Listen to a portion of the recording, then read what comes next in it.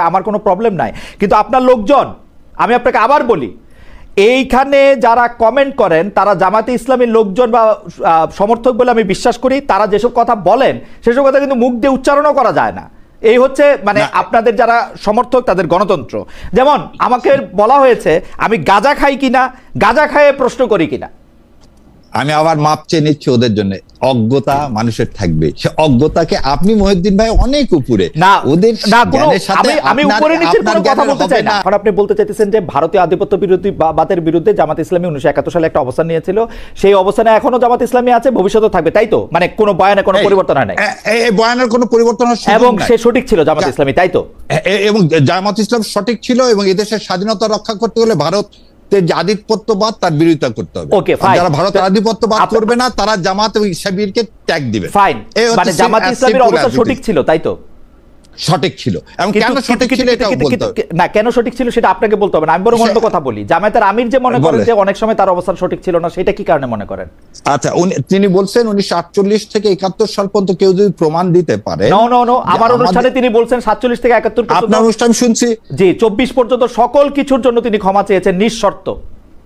সেটা হচ্ছে একজন মুমিন মুসলমানের কাজ হচ্ছে সবসময় মানুষের কাছে ক্ষমা চাওয়া, কোনো অন্যায় না করে, অপরাধ হয়ে থাকে, কোনো অন্যায় না করে, কোনো অন্যায় না করলে আপনার মনে যদি আঘাত দিয়ে থাকে, আমি এই অনুষ্ঠান শেষে আমি বলবো ভাই কারো মনে কোনো দুঃখ দিয়ে থাকলে আমাকে ওকে ফাইন।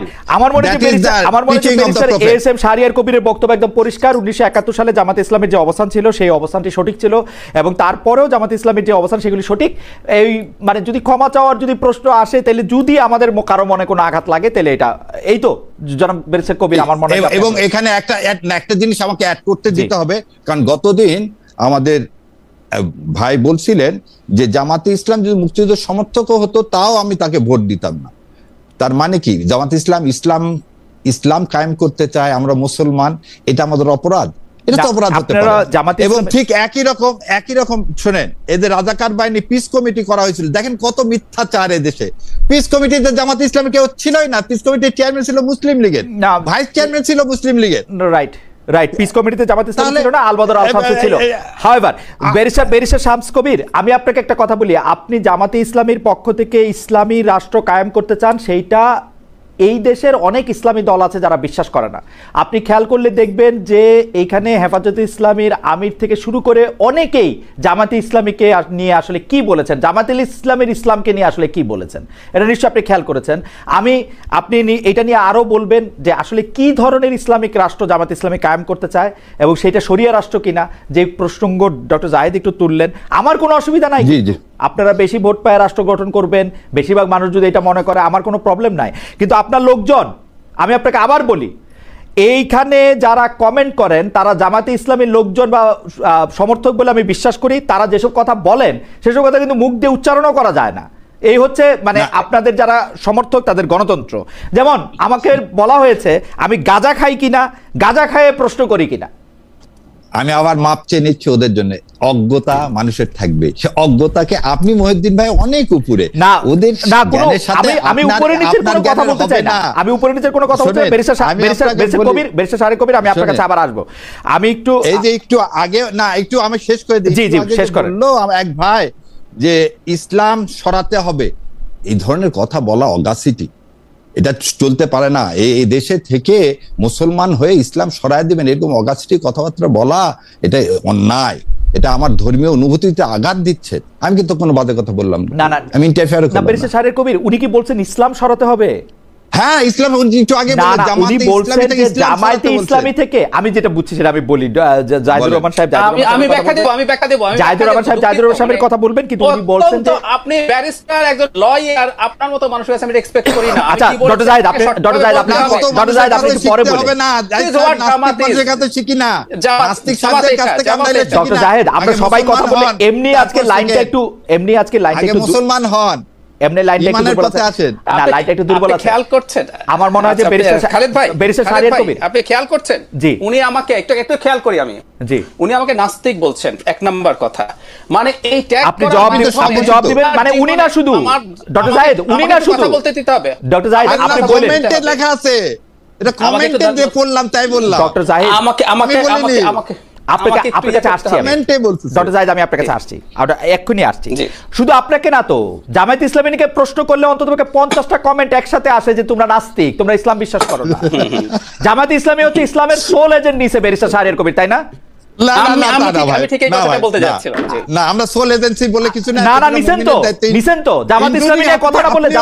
কথা বলে নাস্তিক কথা আসে 100 বার, গালি দেওয়া ছাড়া কথা বলে না। দায়িত্ব ইসলাম কায়েম, শুনেন, মোহাম্মদ শব্দটা দিয়ে আপনারও দায়িত্ব ইসলাম কায়েম করা, নাহলে ঈমান থাকবে না।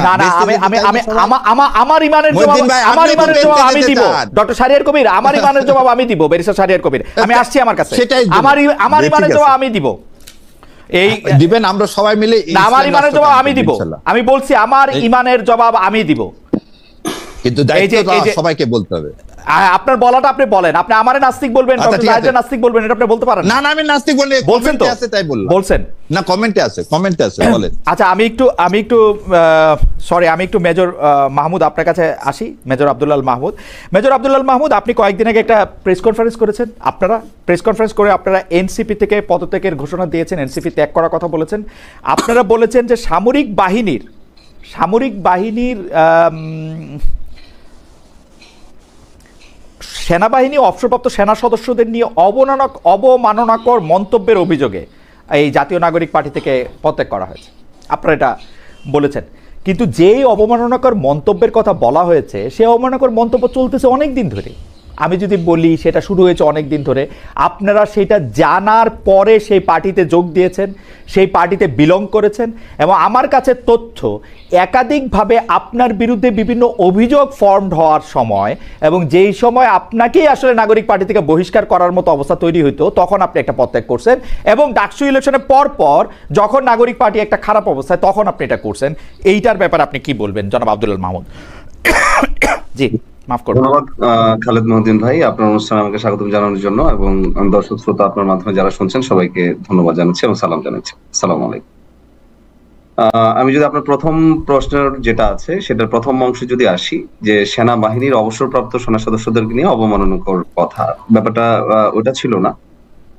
লাইনটা ছিল এরকম যে সেনাবাহিনী এবং তার অবসরপ্রাপ্ত অর্থাৎ এক্স সার্ভিসম্যান যারা আছে তাদেরকে নিয়ে কন্টিনিউয়াস অবমাননাকর কথাবার্তা যেটা হচ্ছিল পার্টির ভিতরে এবং হচ্ছে বাইরে ওপেনলি, সেটার আমরা আসলে বিরোধিতা করে বা সেটা নিয়ে আমরা সাস্টেন করতে না পেরে আমরা পদত্যাগ করেছি। আমি এবং মেজর সালাউদ্দিন দুইজন মেজর ছিলাম আমরা এখানে, মানে সশস্ত্র বাহিনী থেকে দুইজন ছিলাম কেন্দ্রীয় কমিটিতে, আমরা দুইজনই একসাথে পরামর্শ করে দেন হচ্ছে আমরা আসলে পদত্যাগ করেছি। এখন ব্যাপার হচ্ছে যে আপনি যেটা বলেছেন এটা তো অনেকদিন ধরেই হচ্ছে, আমি আপনার সাথে একমত, আসলে অনেক দিন ধরেই হচ্ছে, এবং সেই অনেক দিনের মধ্যকার যে সময়ের প্যাসেজটা ছিল সেই প্যাসেজের মধ্যে আমরা মনে করেছি যে আসলে রাজনীতি করতে এসে আমাদেরকে তো অবশ্যই আমাদের রাজনৈতিক দলের প্রতিও দায়বদ্ধতা আছে। অবশ্যই আমরা যে বাহিনীতে বিলং করেছি, যে পোশাক আমরা পরিধান করেছি একসময় সার্বভৌমত্বের রক্ষা করার জন্য, সেই বাহিনীর প্রতি আমাদের দায়বদ্ধতা আছে, অথবা সেই বাহিনীর যে রিচুয়ালস অথবা যে সংস্কৃতি আছে সেটার প্রতি।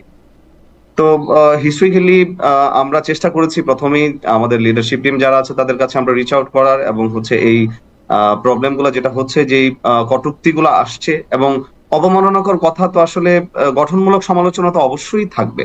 যে ধরেন ডিজিএফ এর মাধ্যমে গুমের কথা বলেছে, খুনের কথা বলা হয়েছে, যেটা হয়েছে, রাইট, এটা তো ফ্যাক্ট। তো এটা নিয়ে সমালোচনা থাকবে, এবং হচ্ছে এটা থেকে কিভাবে উত্তীর্ণ হওয়া যায় সেটা নিয়ে অবশ্যই আলোচনা থাকতে হবে। এটাই তো গণতন্ত্রের সৌন্দর্য, এবং সেই সৌন্দর্যটা তো পার্টি থেকে আগে আসলে ডেভেলপ হয়, আমরা যদি গণতান্ত্রিক একটা পার্টি হয়ে থাকি। তো এটা গঠনমূলক না হয়ে আসলে এটা এরকম অগঠনমূলক হয়ে যাচ্ছিল ক্রমাগত, যেটা কিনা আসলে ব্যক্তিগত আক্রমণাত্মক এবং হচ্ছে সম্পূর্ণ একটা বাহিনীকে আক্রমণাত্মক, বাহিনীর প্রতি আক্রমণাত্মক। আপনি যে অভিযোগগুলি তুলতেছেন মেজর মাহমুদ, আপনি যে অভিযোগগুলি তুলতেছেন সেই অভিযোগগুলি আসলে পুরনো, এবং সেই অভিযোগগুলির ক্ষেত্রে আপনি পুরনো, আমরা আসলে রিচ আউট করেছি খালেদ ভাই, আমরা আসলে রিচ আউট করেছি ইন্ডিভিজুয়ালি যারা এই কথাগুলো বলছিলেন তাদের কাছে রিচ আউট করেছি। আপনারা কি কোনো এরকম প্রমাণ দেখাতে পারবেন যে এটা আপনারা ওপেনলি বলেছেন বা কোনোভাবে দৃষ্টি আকর্ষণ করেছেন, কোন একটা সংস্থায় গিয়ে বলেছেন, টেলিভিশনে গিয়ে বলেছেন, এরকম আপনারা দেখাতে পারবেন যে এই ডাকসু ইলেকশনের পরবর্তী সংবাদ সম্মেলনের পরে ছাড়া? না, পার্টির ইন্টারনাল কিছু ডিসক্লোজার তো ডিসিশন থাকে, পার্টির ইন্টারনাল কিছু আমাদের ডিসকাশনও থাকে। অবশ্যই আমি যখন পার্টির মধ্যে ছিলাম তখন আমি অবশ্যই পার্টির ভিতরের যে কথাগুলো হচ্ছে, ইন্টারনালি যে ডিসকাশন হচ্ছে বিভিন্ন ক্রাইসিস মিটিগেশন নিয়ে, সেটা তো আসলে আমি বাইরে বলবো না। আমি যতক্ষণ পর্যন্ত পার্টির ভিতরে থাকবো, সেই পার্টির যেই আদর্শ আছে সেটাকে আমাকে মেনেই তো আমাকে আগে যেতে হবে। সো তখন যখন আমি অলরেডি একটা ডায়লগ প্রসেসে আছি, সেটা আমি বাইরে আসলে ডিসক্লোজ করার মতো অথবা কোনো সংস্থাকে যে বলার তো আসলে কোনো প্রয়োজন নাই, যখন পার্টির ভিতরে কথাগুলো হচ্ছে। এটা নিয়ে আমি আপনার আহ্বায়কের কাছেও রিচ আউট করেছি, আমাদের মুখ্য সংগঠকের কাছেও রিচ আউট করেছি। রিচ আউট এখন আপনি যদি দাবি করেন মেজর মাহমুদ, আপনি আমাদের অসুবিধাটা দেখেন, আপনি যদি এখন আপনি দাবি করেন যে আপনি নাহিদ সাহেবের কাছে রিচ আউট করছেন, এটা তো আমি কোনোভাবে আমি তো এটার কোনোভাবে প্রমাণ দেখতে পারবো না, আপনি খালি মুখের কথাই আমার কাছে ধরেন। রাইট খালেদ ভাই, আমি আপনাকে অন রেকর্ড বলছি যে প্রমাণ আছে। এখন যদি ধরেন পার্টি থেকে বলা হয় যে প্রমাণ নাই, তখন আমাকে সেই প্রমাণটা ডিসক্লোজ করতে হবে। রাইট, আমার কাছে রিটেন প্রমাণই আছে, আমি আপনাকে সেই জন্যই বলছি আমার কাছে রিটেন প্রমাণ আছে, ঠিক আছে, যে আমি এটা রিচ আউট করেছি এবং কথা বলতে চেয়েছি, বারংবার কথা বলতে চেয়েছি, এবং আমরা রিকোয়েস্ট করেছিলাম যে আসলে যেহেতু আমরাও ওই সোসাইটি থেকে গ্রেটার সোসাইটিতে বিলং করতাম এক সময়, এবং এখনো এক্স হিসেবে বিলং করি, তখন আসলে গঠনমূলক বাদে যখন ব্যক্তিগত আক্রমণাত্মক, পেট মোটা এবং ভুঁড়ি মোটা বড় হওয়া, এবং আপনার ঘিলুয়া এবং মাথার স্টেট বোঝানো, সংবিধান বোঝানো, এরকম যখন কথাগুলো আসে, তখন সেগুলো কিন্তু আমাদেরকেও সেই সোসাইটির একটা পার্ট হিসেবে আমাদেরকে অ্যাবজর্ব করতে হয়। আমি একটা কথা খালেদ ভাই আপনাকে বলি, যে আপনার 5 আগস্টের পরে যদি কোনো নির্দিষ্ট জনগোষ্ঠীর সাথে যদি কোনো ধরনের মিটিং অথবা সংগঠনের যদি কোনো বৈঠক হয়ে থাকে, সেটা ছিল সশস্ত্র বাহিনীর মেজর মাহমুদ। এটা ইন্টারেস্টিং না, মানে আপনি আর্মিতে কাজ করছেন, সেজন্য আর্মির নিয়ে কিছু বললেই আপনার দলের বিরুদ্ধে আপনার লাগছে। আপনার দল যখন আপনার দলের আরো অনেকগুলি সিদ্ধান্ত নিয়ে যখন আমরা কথা বলছি, তখন এর একটাও আপনার লাগে না, এবং আপনি ওয়েট করতেছিলেন যে ডাকসু ইলেকশনের এনসিপির এরকম একটা অবস্থা হবে, এনসিপি উইল বি একটা ভালনারেবল অবস্থায় থাকবে, এবং আপনি কোনো একটা সিকোয়েন্স ফেস করবেন, তখন আপনি আইসা এটা বলবেন। এটা কি ঠিক হইলো কাজটা? না না না, নট রিয়েলি। আমি মনে করি না এরকম ভাবে। আসলে এই জিনিসটা নিয়ে অনেকবার রিচ আউট করার চেষ্টা করেছি, এবং ডাকসু ইলেকশনের আগেও বলেছি, যেহেতু জিনিসগুলো অ্যাব্রাপ্টলি নেগেটিভলি যাচ্ছিল, ইভেন আপনার এগুলো এই ইস্যুগুলো থেকে কেন্দ্র করে আমার প্রতি এবং আমাদের প্রতি ব্যক্তিগতভাবে আক্রমণাত্মক অবস্থানে পার্টির বিভিন্ন কেন্দ্রীয় সদস্য চলে গিয়েছিল। এখন কিভাবে সেই কেন্দ্রীয় ভাবে চলে গিয়েছিল সেটা আপনি ওই যে একটু আগে বললেন না, যে আপনার বহিষ্কারের প্রিপারেশন নেওয়া হচ্ছিল, তখনই এরকম হচ্ছে। এটা একটা জাস্ট একটা রটনা, there was nothing such, এরকম কোনো কিছুই ছিল না। বরং আমার পক্ষ থেকেই আপনার যে কোনো একটা ইস্যুতে পার্টির আমার যে 2 জন সদস্য বা অথবা 3 জন সদস্য যারা এমন কিছু কার্যক্রম করছিল, যেটা কিনা সরাসরি একটা পার্টির সদস্যকে ব্যক্তিগতভাবে হেয় প্রতিপন্ন করার মতো কার্যক্রমে গিয়েছিল। আমি আসলে সেরকম পার্সোনাল ইস্যুতে আমি যেতে চাই না। আমি আপনার কাছে সেটা বলতে চাই যে আমরা আসলে এই ইস্যুটা নিয়ে, আমরা যেহেতু ওই সোসাইটিতে বিলং করতাম, আমরা চেয়েছিলাম যে পার্টি যখন হবে, পার্টি তো একটা ডেমোক্রেসিক প্রসেসের মধ্যে রাজনীতি করতে হবে। এখানে যদি আমরা অ্যাক্টিভিজম করি, আমরা যদি বলি এটা ভেঙে দিব, আমরা যদি বলি এটা ঘুরিয়ে দিব, এটা তো শুধু তারা না, এটা পার্টির অন্যান্য সদস্য যারা আছে এবং যারা আছে তাদের উপরও কিন্তু এটা রিফ্লেক্ট করে। আমি তাদেরকে ভাই আমি একটু বলি, আমি কার উপর কথা বলছি না, আমি এটা নিয়েছি একটা ধরনের রেসিজম হিসেবে। এটা একটা বৈষম্যের মতো, বৈষম্যের খাতিরে পড়ে বলে আমি মনে করি। কার প্রতি বৈষম্যের কথা বলছি, আপনি যেভাবেই বলে থাকেন না কেন, যে আপনি এটা এখন বললেন কেন, তখন ভাই এক্স সার্ভিসম্যান হিসেবে গা যখন লাস্ট পর্যন্ত জ্বালা পড়া হয়ে যায়, তার পরবর্তীতে কিন্তু টোটালি বার্ন আউট হওয়ার পরে বলেছি, ঠিক আছে ভাই। এবং এটা রেসিজমটা কার বিরুদ্ধে হয়েছে? সেই বাহিনীর বিরুদ্ধে হয়েছে খালেদ ভাই, যে বাহিনী মুক্তিযুদ্ধ করেছে, একটু আগে আমরা কথা বলছি, রাইট? সেই আর্মির বিরুদ্ধে হয়েছে, যে আর্মির ধরেন প্রেসিডেন্ট জেনারেল জিয়াউর রহমান যেখানে আপনার বহুতান্ত্রিক গণতন্ত্রের কথা বলেছেন, সেই আর্মির বিরুদ্ধে হয়েছে, সেই আর্মির বিরুদ্ধে হয়েছে। ঠিক আছে মেজর মাহমুদ, আপনার কাছে আমি আবার আসবো, এই সম্পর্কে আরো কথা শুনবো। আমি একটু ডক্টর জাহিদের কাছে যেতে চাই। ডক্টর জাহিদের কাছে যাওয়ার আগে আমি একটু দর্শকদের উদ্দেশ্যে একটা কথা পরিষ্কার করতে চাই। প্রতিদিন আমাকে এই রকম প্রশ্নের সম্মুখীন, এরকম কথার সম্মুখীন প্রতিবার হইতে হয়। আমি এইটার জবাব আজকে আমি একটু দিতে চাই। আমার ইসলাম বিশ্বাস, ইসলাম নিয়ে আমি কোথায় যাইতে চাই, সেইটার জবাব আমি আমার আল্লাহর কাছে দিব। আমি মনে করি না এই জবাব আর কেউ চাওয়ার জন্য কোয়ালিফাই হতে পারে, নাম্বার 1। নাম্বার 2, আমি ইসলামী শাসন চাই কিনা, সেই ক্ষেত্রে আপনারা যারা ইসলামী শাসন চান তাদের ক্লিয়ার করতে হবে আপনারা কোন ধরনের ইসলামী শাসন চান। কল্পিত গল্পিত একটা দুইটা কথা এরকম করে বললে হবে না। 3 নাম্বার কোশ্চেন, আপনারা যে নাস্তিককে নাস্তিক বলতে পারেন কিনা, আবার খোলেন কোরআন শরীফ, আপনি দেখেন তো আপনার কোনো ক্ষমতা আছে কিনা কেউ নিজেকে নাস্তিক না বললে তাকে নাস্তিক বলার। ট্রাই ইট, আবার জানান, পরে আবার কথা হবে। আমি ডক্টর জাহেদ আপনার কাছে আসতে চাই। ডক্টর জাহেদ, আমি আপনার কাছে যে বিষয়টি নিয়ে আগে কথা বলছিলাম সেই প্রশ্নটি আপনাকে করে রাখছি। আপনি অনেকগুলি বিষয় নিয়ে কথা বলতে চাইতেছিলেন, সেইটা নিয়ে আপনি যদি একটু বলেন যে আমরা আসলে ট্যাগিং বা আদারের যে রাজনীতি করতেছি সেটা আসলে ঠিক করতেছি কিনা। ডক্টর জাহিদুর রহমান। একেবারেই না। আমি দুটো জিনিস একটু ক্লিয়ার করি। মিস্টার কবির সুপ্রিম কোর্টের একজন লয়ার, আমি মোটেও এক্সপেক্ট করি না তিনি আমাকে মিসকোট করবেন, কারণ বারবার বলছি আমরা এমন একটা ইস্যু নিয়ে কথা বলছি, ধরুন আমি ইসলাম মুছে দিতে চাই, এগুলো বলা মানে আমি বাংলাদেশে এই ধরনের মন্তব্য মানে কাউকে হত্যাযজ্ঞ করে তোলার। আমি একদম ক্লিয়ারলি বলছি, শিবিরকে যখন হত্যাযজ্ঞ করে তুলেছিল শেখ হাসিনার সময়, শিবির বললে যে কাউকে কুপিয়ে পিটিয়ে মেরে ফেলা যে আমরা ফাইট করেছি, এখন ঠিক একই রকম কাজ হচ্ছে। আমি কি বলেছি খালেদ ভাই, আমি আপনাকে বলি, মিস্টার কবির শুনবেন আশা করি। আপনি বলছিলেন যে ছাত্র শিবির তারা তাদের এই আইডেন্টিটি সরিয়ে তারা রাদার একটা লিবারেল ডেমোক্রেটিক পার্টির মতো কাজ করতে চায়, এটা আপনি বলেছেন। আমি কেন গায়ের জোরে তাদের উপর এটা চাপিয়ে দিচ্ছি? তখন আমি বলেছিলাম যতদিন পর্যন্ত তাদের নামের সাথে এটা থাকবে ততদিন পর্যন্ত আমি ধরে নেব। আবারও বলি, আইডেন্টিটি পলিটিক্স আমি বাতিল করে দিতে বলি না, পৃথিবীতে আছে তো, কিন্তু এটা মেনে নিয়ে করতে হবে। এখন আপনি যখন বলছেন ও আইডেন্টিটি পলিটিক্স আর করতে চায় না, তখন আমি বলেছি আসলে তাদের নামের সঙ্গে থেকে এটা সরিয়ে দিতে হবে। আমি আপনাকে বলেছি জামায়াতে ইসলামী কি করবে এটা তাদের চিন্তা, তাদের সিদ্ধান্ত আসলে। আর একটা কথা আমি একটু বলতে চাই না, কিন্তু আমার এই জায়গায় প্রশ্ন ছিল ডক্টর জায়েদ, এই জায়গায় আমার প্রশ্ন ছিল আপনিও একটা আইডেন্টিটি পলিটিক্স করছেন কিনা, একটা ওয়েস্টার্ন আইডেন্টিটি? আমি করছি না, আমি এটাই আসবো। আমি তার আগে একটু মিস্টার কবির আরো কয়েকটা জিনিস একটু অ্যাড করতে চাই। মানে ইসলামের সোল এজেন্সিশিপ জামায়াতে ইসলামীকে দেয়া হয় না। আই এম সরি, আমি একটু পড়ি। মিস্টার মহিবুল্লাহ বাবু নগরী, উনি হচ্ছেন হেফাজতে ইসলামের আমির, ওনার 3 অগাস্টের মন্তব্য, জামায়াত ইসলামী একটি ভণ্ড ইসলামী দল, সহি ইসলাম দল নয়, ইসলামী দল নয়। তারা মদিনার ইসলাম নয়, বরং মওদুদি ইসলাম কায়েম করতে চায়। মওদুদির মতাদর্শ অনুসরণ করলে ঈমান থাকবে না। মজার ব্যাপার কি জানেন, আমি আমার একটা ভিডিওতে বলেছি জাহিদকে ইসলাম বিদ্বেষী বলে ফেলা যায় জামাতের রাজনীতির বিরোধিতার কারণে। মহিবুল্লাহ বাবু নগরীকে একটু বলেন তো, ওনাদের বক্তব্য মতে তো জামাতের কথা শুনলে ঈমান থাকবে না। মিস্টার কবির একটু মহিবুল্লাহ বাবু নগরীকে একটু বলুন যে উনি কত বড় ইসলাম বিদ্বেষী। আমি একটু শুনতে চাই আসলে, যারা কমেন্ট করছেন এখানে জামায়াতের লোকজন, একটু বলুন মহিবুল্লাহ বাবু নগরী। শুধু মহিবুল্লাহ বাবু নগরী নন, অন্ততপক্ষে 10 জন শীর্ষস্থানীয় আলেমের কথা আমি বলতে পারি। আলেমের কথা আমি বলতে পারি। খালেদ ভাই, আপনার শোতে ইসলামী আন্দোলনের নায়েবে আমির আপনার এখানে স্বীকার করে গেছেন উনি জামাত সম্পর্কে কি ধারণা রাখেন, আমি শোটা দেখেছি, তাই না? তো যদি সব হয়ে থাকে একটু ওনাদেরকে গিয়ে বলুক তো। আমি আসলে বলি কি জানেন, জাহিদকে ট্যাগ করে হত্যাযজ্ঞ করা যায়, কারণ জাহিদের শক্তি নাই, জাহিদের হ্যাডাম নাই। ওরকম হ্যাডাম আছে তো হেফাজতের, হ্যাডাম আছে হাত পাখার বা ইসলামী আন্দোলনের, তাদেরকে ট্যাগ তারা করেন না আসলে। অথচ তারা এমন মন্তব্য করেছেন জামায়াতে ইসলামী আসলে ইসলাম আর পুনরুদ্ধার করা যাবে না। এই হচ্ছে তাদের রাজনীতি। আমি এটাই বলতে চেয়েছি। একটা কথা খুব ইম্পর্টেন্ট, জামাতকে মনে রাখতে হবে, জামাত কিন্তু মজলুম ছিল, আমরা জামাতের পক্ষে দাঁড়িয়েছি, তার রাইট নিয়ে কথা বলেছি। আজকে অনেকে কথা বলছেন জামাতের হয়ে, একটু খোঁজ নিয়েন জাহিদরা তখন কি করেছিল, কিভাবে কথা বলেছিল। আজকে মজলুম জালিম হয়ে উঠছে, এটা খুব ভয়ঙ্কর লক্ষণ আমি মনে করি। আমাকে এটা বলার চেষ্টা করা হলো আমি ইসলাম মুছে দিতে চেয়েছি না, সরি, আমি ভিন্ন একটা প্রসঙ্গে কথা বলছি। এবার আপনার প্রসঙ্গ যেটা আপনি আমাকে বলতে চেয়েছেন, আমার ইসলামোফোবি আছে কিনা, আমাকে আরেক ধরনের আইডেন্টিটি, না, উত্তর হচ্ছে না। আসলে আমরা রাজনীতি দুটো ভাগে করতে পারি। আমি প্রথম থেকেই, গোড়া থেকেই, ইভেন আমার রেকর্ড আছে, আমি প্রথম আলোতে বাঙালি আইডেন্টিটি পলিটিক্সের বিরুদ্ধে কলাম লিখেছি, আমার এগুলো সব রেকর্ড আছে। আমি ভারতে আমার চ্যানেল নিষিদ্ধ। খুব মজার ব্যাপার, ট্যাগের কথা বলছেন, আমাকে ভারতের ভারতের দালাল বলা হয় যখন জামাতের সমালোচনা করি। ভারতে অফিসিয়ালি যে কয়েকটা ইউটিউব চ্যানেল বন্ধ হয়েছে, এর মধ্যে আমার চ্যানেলটাও আছে। আমি আপনাকে জানিয়ে রাখলাম, আমি এটা নিয়ে দেখিয়েছি, আমার অফিসিয়াল ইমেল আমাকে পাঠানো হয়েছে ভারত সরকারের।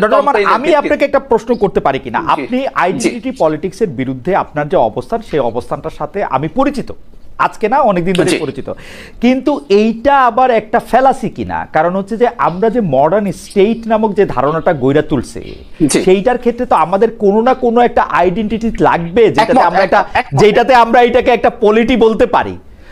এইটা আমরা কোথায় পাবো যদি আমি ধর্মটারে বাদ দেই, জাতীয়তাটারও বাদ দেই? না খালেদ, না খালেদ ভাই, এটা হ্যাঁ একদম এটা ফ্যাক্ট। আসলে আমাদের এই দ্বিতীয় বিশ্বযুদ্ধোত্তর সময়ে যেভাবে স্টেট তৈরি হয়েছে, এটা মূলত আসলে আটলান্টিক চার্টারের উপরে ভিত্তি করে, ওখানে লেখা ছিল প্রত্যেকটা নেশনের তার নিজেকে শাসন করার অধিকার থাকবে।